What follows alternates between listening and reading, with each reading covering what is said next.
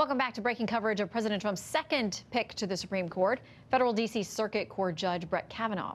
Conservatives are at odds whether a ruling on Obamacare signaled his implicit support of the law years ago, and they debate, too, where Kavanaugh is on abortion, since he's never directly confronted the issue as a judge and hasn't said publicly whether he'd overturn Roe v. Wade. But just days ago, he did dissent in the appeals court decision that allowed a pregnant, undocumented teenager in federal custody to get an abortion.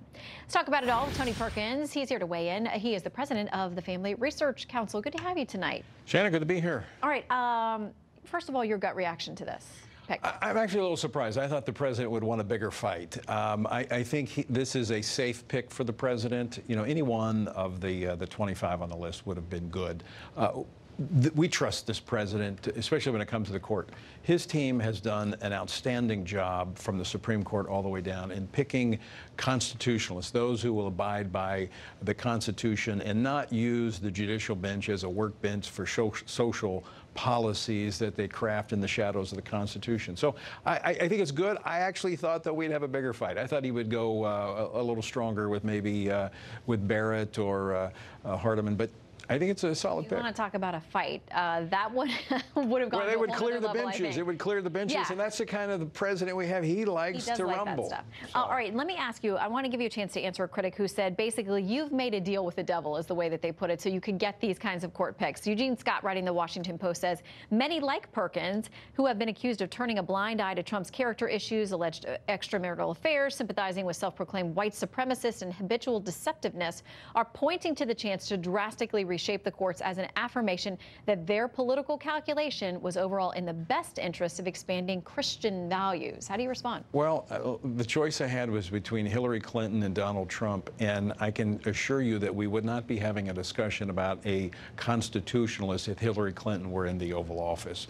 We would be looking at an acceleration of the court as a uber legislative body. And so, look, this president has kept his political promises, more so than any president that I've seen in my lifetime in terms of pursuing the things that he promised. And Ben Sasse made this comment about him setting a standard with a list that the American people have had an opportunity to vet. So I make no apologies about supporting the president in the general election and to this point. And I've been very clear with this administration. As long as the president keeps his promises, he keeps our support. That's why he got 81% of evangelicals supporting him. And to them, the court, 81%, same number, 81% said the court is important to them in terms of their vote because they know it's important in their daily lives.